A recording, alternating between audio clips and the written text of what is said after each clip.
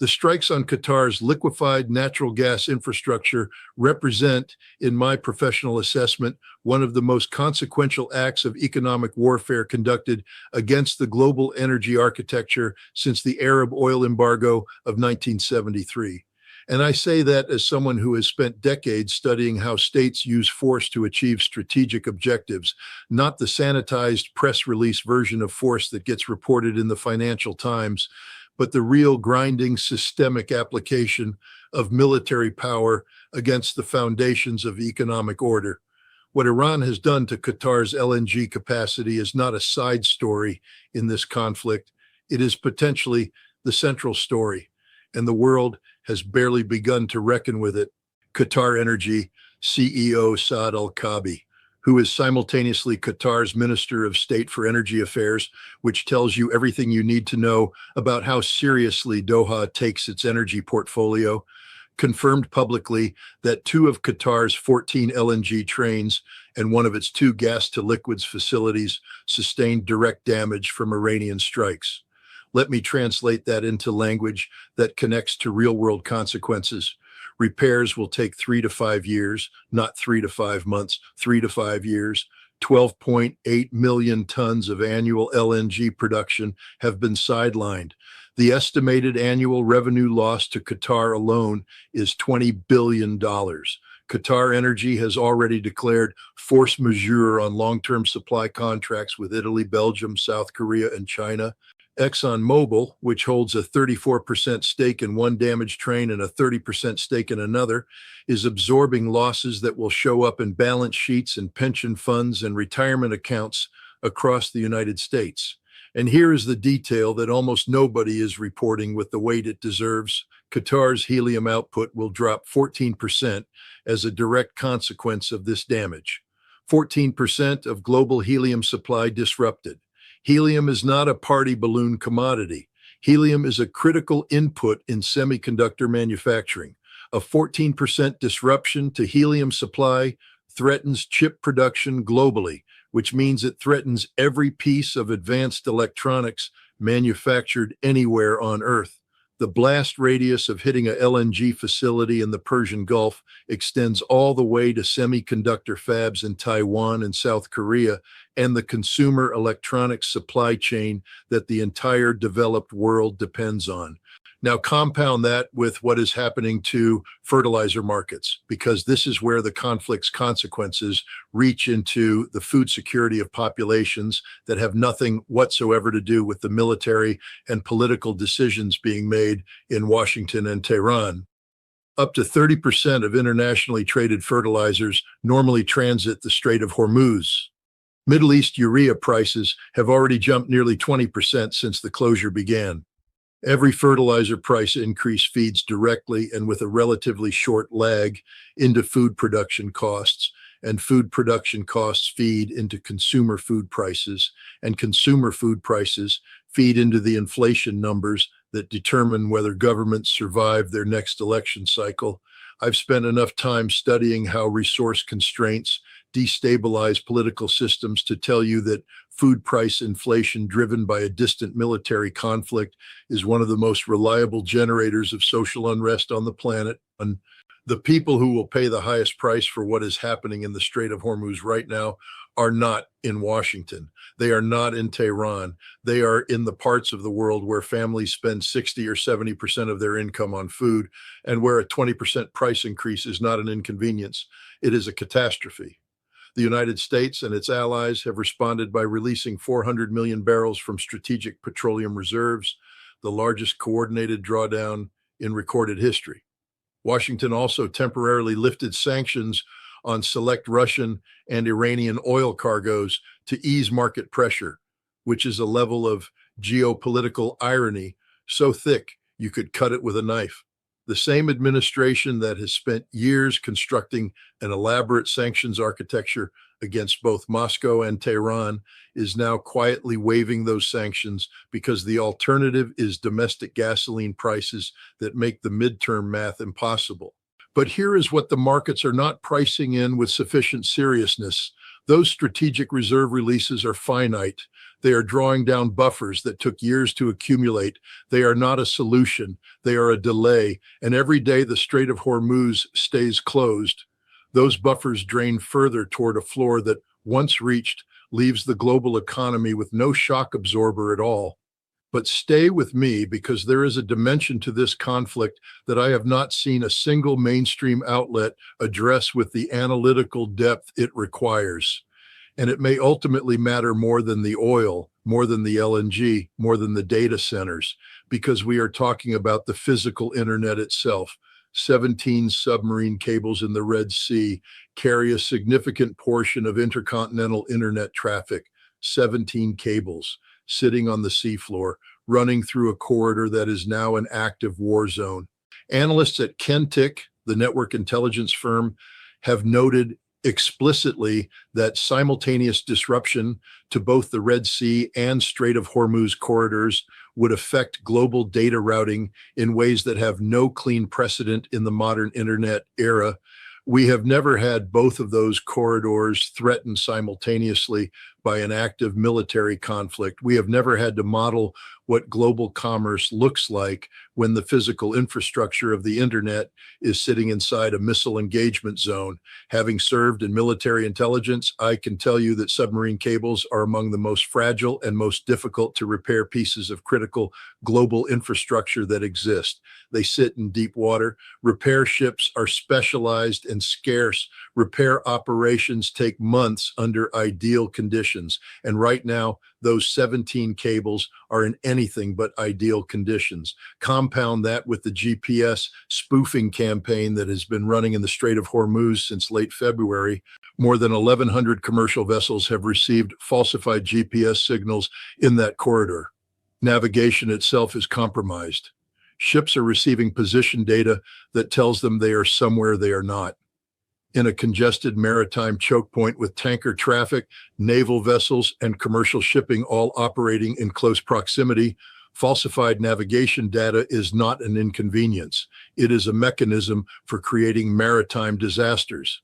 And maritime disasters in the Strait of Hormuz do not stay in the Strait of Hormuz. They cascade outward through insurance markets, through shipping schedules, through the entire global supply chain architecture that moves 80% of world trade by volume across ocean corridors. The reality is, and I want you to hear this clearly, because it is the most important analytical point I can make about where this conflict stands. The economic damage that has already been inflicted is not reversible on any timeline that matters to the governments currently trying to manage it.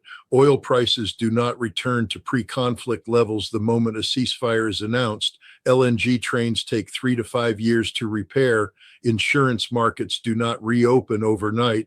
Shipping companies that have rerouted around the Cape of Good Hope, adding weeks and enormous cost to every voyage, do not immediately revert to the Hormuz corridor the moment someone in Washington declares the situation resolved. The structural damage to global supply chains, to energy pricing, to the digital infrastructure architecture of the Gulf, that damage compounds with every additional day of conflict, and it does not unwind cleanly when the shooting stops.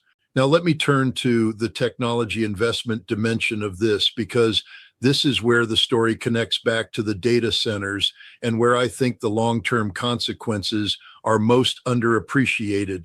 Trump's Gulf tour in May of 2025 generated over $2 trillion in announced artificial intelligence investment pledges, $2 trillion. The centerpiece of those pledges was the planned Stargate campus in Abu Dhabi, a massive concentration of compute infrastructure representing the kind of generational technology investment that is supposed to define the economic geography of the AI era. Those commitments now face direct physical threat from Iranian missile doctrine. The IRGC has already demonstrated 3 times in 32 days that it is willing and able to strike commercial technology infrastructure in the Gulf. It has published a targeting list that explicitly names the American technology companies whose investments underpin every one of those $2 trillion in pledges. Sam Winter-Levy, a fellow at the Carnegie Endowment for International Peace, warned in a Washington Post piece last July, before any of this began, against concentrating critical compute infrastructure in a geopolitically volatile region. That warning has now been validated in the most literal and catastrophic way possible. The question that every boardroom making decisions about Gulf technology investment now has to answer is not whether the region is strategically attractive. It is whether any insurance framework, any physical security posture, any diplomatic arrangement can adequately protect a data center from a state actor that has decided servers are soldiers. What the mainstream media won't tell you is that this question does not have a good answer right now. And the people making those $2 trillion in investment commitments know it, even if they are not saying it publicly. Let me bring this back to Washington, because the contradiction at the center of American policy in this conflict is something I find genuinely enraging. Not as a political statement, but as someone who spent years inside the system and understands exactly what institutional dishonesty looks like when it is wearing a suit and testifying before Congress. The Wall Street Journal, citing Trump administration officials directly, has reported that the president has told his aides he is willing to end this war even if the Strait of Hormuz stays largely closed. Read that again. The President of the United States is reportedly prepared to declare victory and walk away from a conflict while the world's most critical maritime choke point remains under Iranian control. His stated reasoning that reopening the strait would require extending the conflict beyond his preferred 4 to 6 week operational window. There is a word for accepting a strategic defeat because the timeline is politically inconvenient, and that word is not strength. Secretary of State Marco Rubio stated on Tuesday that the finish line is near. At the same time, the USS Tripoli and the 31st Marine Expeditionary Unit entered the theater. Elements of the 82nd Airborne received deployment orders. The administration is weighing an additional 10,000 ground troops. Hundreds of Special Operations Forces, Navy SEALs, Army Rangers are already on the ground. U.S. Central Command confirmed 303 American troops wounded and 13 killed through day 30 of operations. Those are not the numbers of a conflict approaching its finish line. Those are the numbers of a conflict finding its operational rhythm. And the gap between what the administration is saying publicly and what the force posture on the ground actually reflects is a gap I have seen before. I have seen it in the lead up to conflicts that the American public was told were winding down right up until the moment they weren't. On the 30th of March, Trump posted on Truth Social, threatening to obliterate all of Iran's power plants, oil wells, Karg Island, and desalination facilities if a deal was not reached. That is not the language of a commander-in-chief managing an off-ramp. That is the language of escalation. Suzanne Maloney, Iran expert and vice president at the Brookings Institution, called the idea of ending operations before reopening the strait, quote, unbelievably irresponsible, warning that energy markets are global and that the economic fallout will deepen significantly with every additional day the closure continues. White House Press Secretary Caroline Leavitt stated on day 30 that the Pentagon's 4 to 6 week estimated timeline remains in place, adding, and I am quoting her directly, "We are on day 30 today. You do the math." Let me do that math for you, because this is where everything converges into a single brutal conclusion. If the 4 to 6 week window is real, this conflict ends or is declared to have ended while the Strait of Hormuz remains functionally closed, while 17 submarine cables sit inside an active conflict zone, while Qatar's LNG infrastructure is going to take 3 to 5 years to repair, while the insurance architecture for Gulf shipping has collapsed, while the IRGC's target list of 18 American companies remains active and has already been acted upon 3 times, while the Pentagon's AI targeting system, the one they banned and then used anyway, continues to run on the same commercial cloud infrastructure that just absorbed Iranian missiles. While over $2 trillion in Gulf technology investment sits exposed to a missile doctrine that has already proven it will target servers, having been in rooms where these decisions are made, having watched how institutions manage the distance between what they know and what they say, I can tell you that the American public is being given a carefully constructed narrative about a manageable, time-limited military operation with a clean ending. The reality on the ground, the reality in the data centers, in the insurance markets, in the LNG terminals, in the shipping lanes, in the semiconductor supply chains, tells a fundamentally different story. The battlefield has been redefined. It no longer has borders in any meaningful military sense. It is defined by wherever the servers are, wherever the cables run, wherever the critical infrastructure of the global digital economy happens to be physically located. And any adversary with ballistic missiles and the strategic patience to publish a targeting list and then execute it on schedule has now been handed a template for how to fight the next war. The question that nobody in Washington is asking loudly enough, the question that I am asking right now because somebody has to, is this. When you build your warfighting machine on top of commercial infrastructure, when you run your targeting AI on the same servers that process civilian bank transfers, when you blur the line between the military domain and the commercial domain so completely that even your own legal framework cannot cleanly distinguish between them, what exactly did you expect the other side to do? Iran did not invent the logic that brought missiles down on Amazon's servers in Bahrain. Washington did. Tehran simply followed it to its operational conclusion. And the world, from the semiconductor fabs of East Asia to the fertilizer-dependent farming communities of sub-Saharan Africa to the retirement accounts of American workers with exposure to ExxonMobil, the world is now paying the price for that logic. The battlefield is wherever the servers are, and right now the servers are everywhere.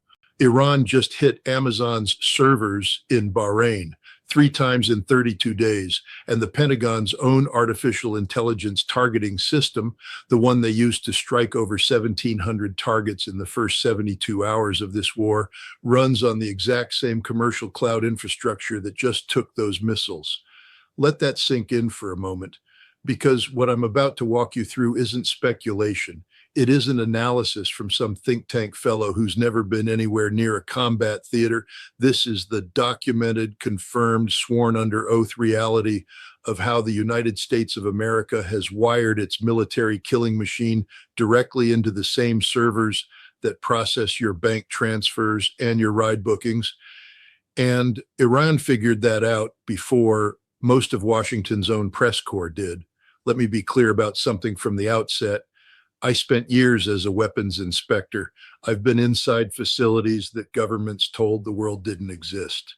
I've sat across the table from intelligence officers who lied with the kind of polished confidence that only comes from years of institutional practice. And I'm telling you right now, what is happening in the Gulf is not the story you are being told. The mainstream media wants you to focus on oil prices and missile trajectories and the dramatic theater of geopolitical confrontation. What they are not telling you, what they are deliberately obscuring, is that this conflict has just crossed a threshold that fundamentally redefines what a battlefield is, who is a target, and what the global economy looks like on the other side of this. Pay attention, because this matters to every single person watching this, regardless of where you live. On the 31st of March, the Islamic Revolutionary Guard Corps published through its official SIPA news outlet and the semi-official Tasnim news agency a formal statement declaring 18 major American companies to be legitimate military targets. I want you to understand the weight of that word, formal. This was not a threat posted on social media by some anonymous account. This was a state actor with a functioning military, with ballistic missiles and precision drone capability, issuing a documented, attributed, publicly distributed targeting declaration. The list included Apple, Google, Microsoft, Meta, NVIDIA, Boeing, Cisco, Intel, General Electric, JP Morgan Chase, Palantir, Tesla, and G42, Abu Dhabi's flagship artificial intelligence firm, the only non-American entity named. The IRGC's justification was explicit and direct. These companies, they said, provided the surveillance infrastructure, the artificial intelligence platforms, and the communications technology that enabled the United States and Israel to locate and eliminate senior Iranian leadership. Their language left no room for diplomatic interpretation. For every assassination, an American company will be destroyed. They told employees at all 18 companies to vacate their workplaces. They warned civilians living within 1 kilometer of any associated facility to evacuate. And then, within hours of their stated deadline, Iranian missiles struck the facility in Bahrain housing Amazon Web Services infrastructure. Now, I've watched governments issue warnings and then walk them back my entire professional career. I've seen ultimatums that turned out to be negotiating postures and red lines that evaporated the moment someone called the bluff. This was not that. This was Iran telling you exactly what they were going to do, telling you exactly when they were going to do it, and then doing it with the kind of methodical precision that should terrify every Western defense planner who is still pretending this is a conventional regional conflict. The IRGC published a list. Amazon was on that list, and Amazon's servers in Bahrain were hit on schedule. That is not a coincidence. That is operational discipline. But here is what you need to understand about the timeline, because the Bahrain strike on the 1st of April was not the beginning of this campaign against digital infrastructure. It was the third act. On the 1st of March, day 2 of what Iran has designated Operation Epic Fury, Shahed drones struck 2 AWS data centers in the United Arab Emirates and damaged a third in Bahrain. 109 AWS services went offline across the region simultaneously. Banks lost access to their core processing systems. Payment platforms crashed across multiple countries. The UAE stock market did not open for 2 full days. Amazon Web Services, one of the most sophisticated and heavily redundant cloud operations on Earth, waived all customer charges for the entire month of March because the damage was so severe and so widespread that there was functionally nothing left to bill for. Think about what that means from a purely operational standpoint. A cloud provider is so thoroughly disrupted that they cannot, in good conscience, charge their customers for services that simply did not exist. Then it happened again in late March, a second major disruption to the Bahrain availability zone, attributed to drone activity in proximity to critical infrastructure. 3 strikes, 32 days, each one more deliberate than the last, each one more openly and proudly claimed. Most of the commentary I've seen characterizes this as an expansion of the existing missile campaign, more targets, elevated rhetoric, same basic escalatory pattern that we've seen in every Middle Eastern conflict for the past 4 decades. That analysis is dangerously wrong. Having spent years studying how states use force and how they signal strategic intent, I can tell you that what Iran is doing here represents a categorical shift in the logic of warfare that goes far beyond anything we have seen in this region before. Every major conflict in the Middle East in living memory has targeted military installations, logistics corridors, and energy infrastructure. Those are the traditional pillars of wartime targeting doctrine. You degrade the enemy's ability to project force, you cut their supply lines, you hit their fuel. Iran is now formally and publicly declaring that the cloud servers processing commercial bank transfers, corporate payroll systems, ride-sharing applications, and government digital services are valid military objectives under the laws of armed conflict as they interpret them. That is not a wider war. That is a new category of war. And nobody in Washington is explaining to the American public what that actually means. Stay with me, because the next piece of this puzzle is where the entire official American narrative starts to collapse under the weight of its own contradictions. The reason Iran gave for targeting these data centers is not, as the Western press corps would have you believe, propaganda or legal fiction constructed after the fact to justify attacks on civilian infrastructure. The reason Iran gave is operationally accurate. It is confirmed by sworn congressional testimony. It is documented in Department of Defense contracting records.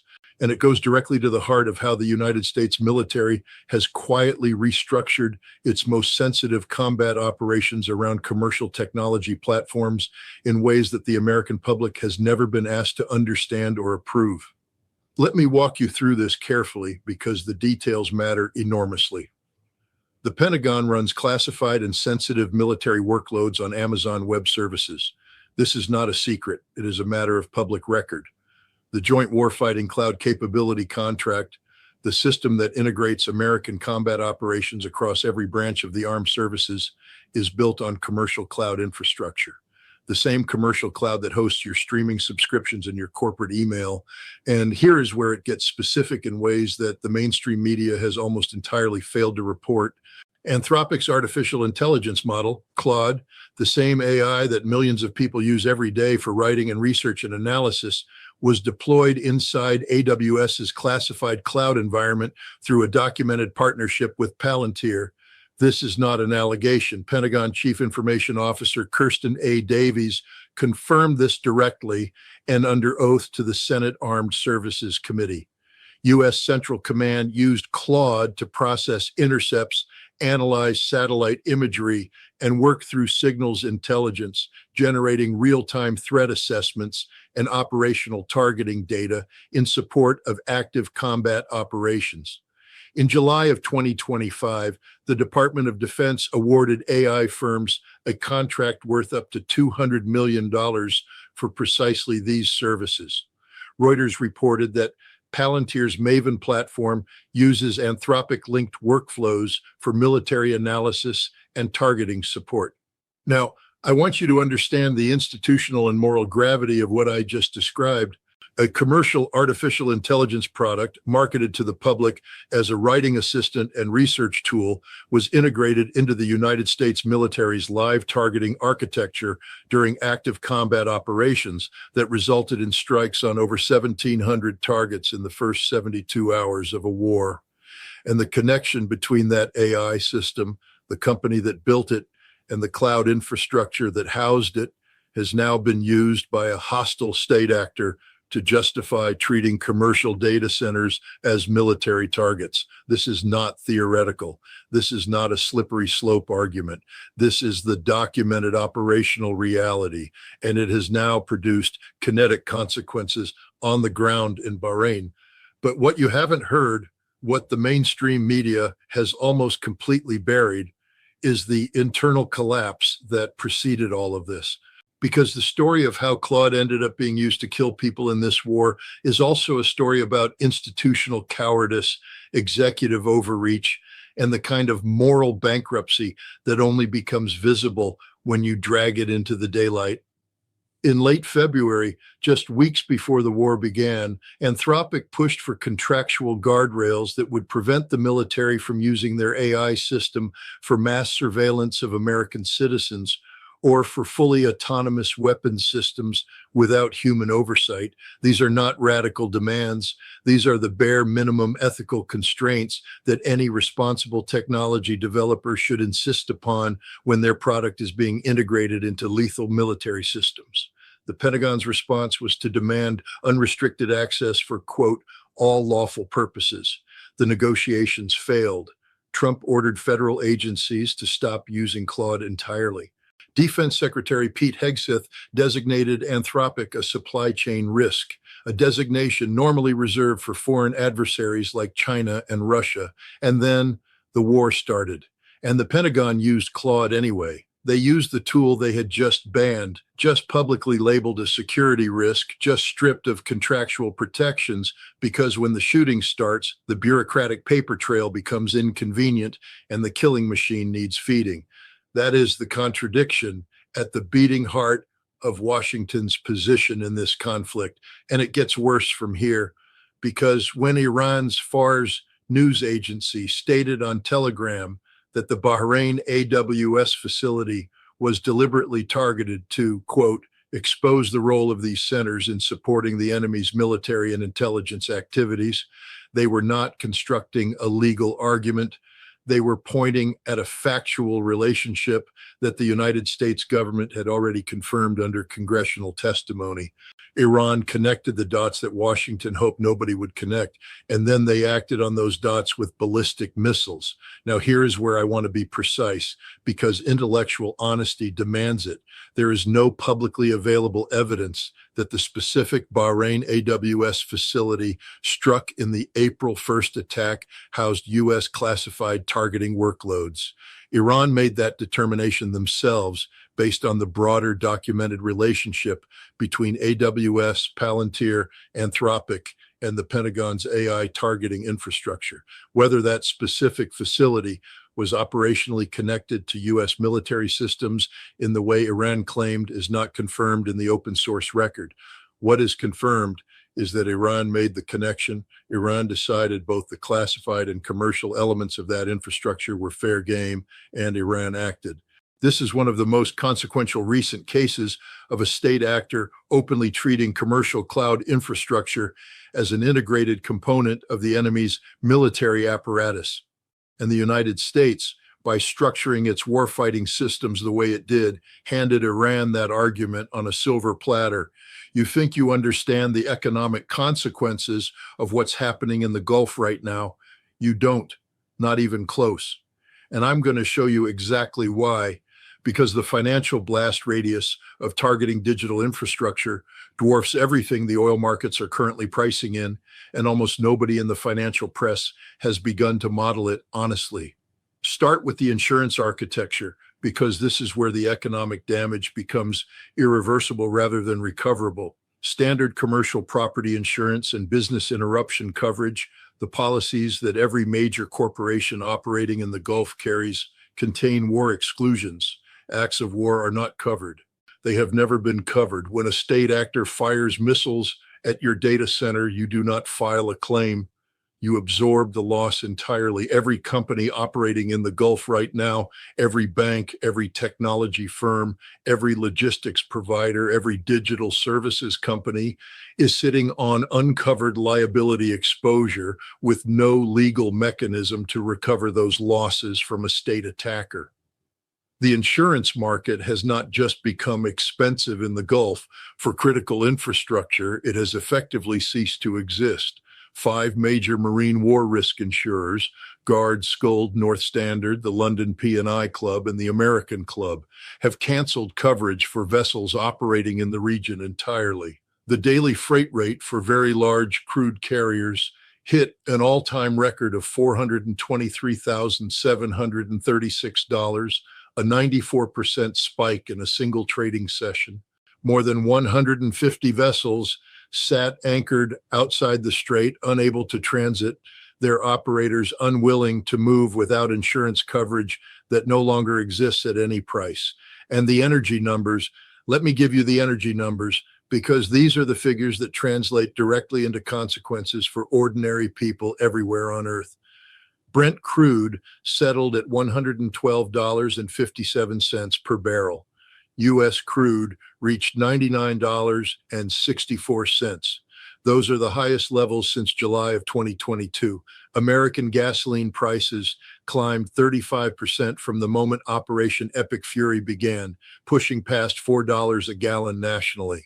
Analysts at Macquarie assigned a 40% probability that crude could reach $200 per barrel if the conflict extends into June. The IRGC stated publicly, and I want you to hear them saying this because they have been right about everything else they've said, expect oil at $200 per barrel. Nearly 20% of global oil and liquefied natural gas transits the Strait of Hormuz. Iran has effectively closed it. Tanker traffic dropped 70% initially, then collapsed to near zero. 17.8 million barrels per day of oil and fuel flows have been disrupted. Every single day that strait stays closed, the global economy absorbs damage that compounds.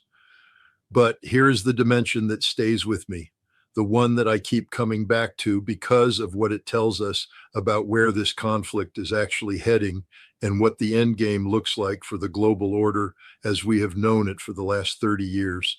We need to talk about Qatar's LNG infrastructure, and we need to talk about 17 submarine cables sitting at the bottom of the Red Sea.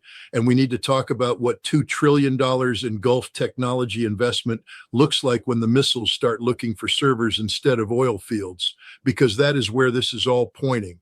And that is what I'm going to break down for you in detail, because the surface story of oil prices and data center outages is just the opening chapter of something far larger and far more dangerous than anything the markets have begun to price in.